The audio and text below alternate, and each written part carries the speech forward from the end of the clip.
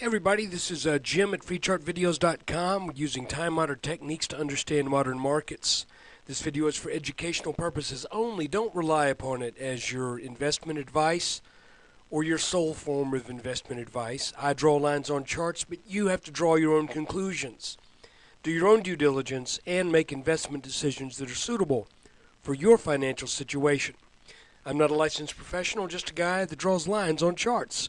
I want to do something different here. It's Saturday morning. I am going to be a bear. I'm playing the role of a bear. So bear with me.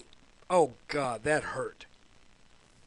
Okay, we are looking at a 4-hour chart of the S&P 500.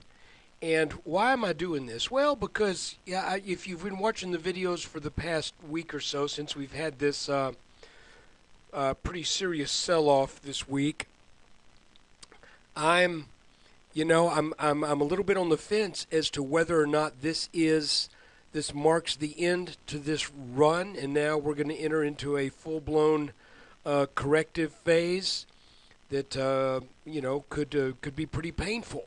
So, why am I doing this? Well, I want to present to everybody who has been watching these videos the widest range of possibilities and a case for a bear move getting ready potentially to take place. And I'm just wishy-washy up in here. This looks toppy, but at the same time there's some signs of strength on a 5 and 10 minute chart. But let's take a look at it. The first thing is this. I want to remind you that this large pattern fulfilled its obligation. I also want to remind you that the big inverse head and shoulders down here has now fulfilled its expected obligation when we measure what that pattern said we should get up to, 1340 to 1350. We topped 1340. So, as we look at, let's go back to the 4-hour chart. As we look at this 4-hour chart, here's what a bear would do. Here's what a bear would do. First off, we would draw a trend line from the top of this neckline where the right shoulder started to develop. And we would extend it up here and we'd say, well, look, that lines up perfectly with those tops, and I think there's value in doing that. All right? So we get this. Then, if we draw a line starting at the bottom of the right shoulder, I don't want that line to move. I just want that to move. There we go. Then you can see a case can be made that this looks like a rising wedge. And I need to remind you that rising wedges are bad things when they stop rising. They're fine. As anyone who went long and stayed long at 1040, a rising wedge is a wonderful thing when it goes up 300 points, almost 30%.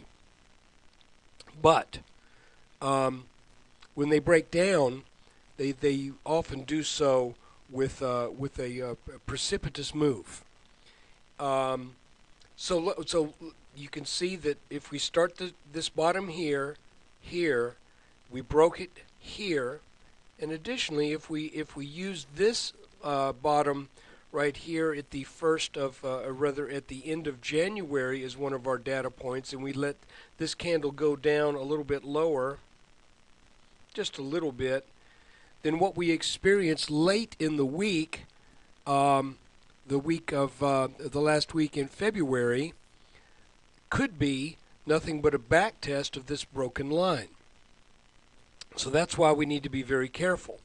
Now, you know that from the last video that I pointed out that it appeared to me that there had been an upward channel, that this was an operative line in that channel defining the rate of ascent. And I tell you what, let's do this. I'm going to make this kind of a pink color. Bear with me here. There.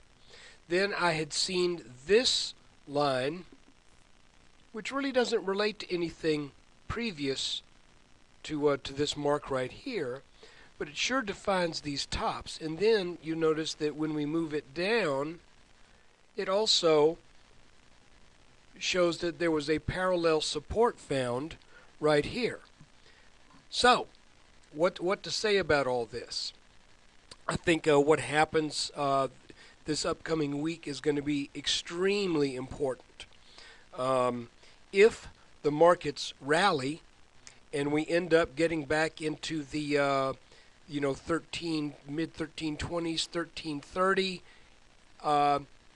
then the potential breakdown of this possible rising wedge, I would call that into question and think this is maybe temporary weakness, because you could see that this bounced on some areas of support that don't go back this far, but they go back to here. Actually, they go back to here. Okay. Here's another thing to watch for. Maybe we rally up on this and then we break down again, and this ends up being something of an irregular head and shoulders. So we have to start looking for things that are going to be turning the markets back potentially, and be on the lookout for them, because there's nothing at this point that really says we have a target above what has already been met. I do believe the markets end up going higher, but there's nothing in the chart right now that specifically points to a higher target. And here's one of the reasons. You might say, well, Jim, why didn't you just draw this line to start with? Well, the reason is that we had 3 months between this bottom and this bottom, and I was trying to identify areas of support and resistance that would help us with the markets on a weekly and daily basis. So that's why I found this channel that worked very well.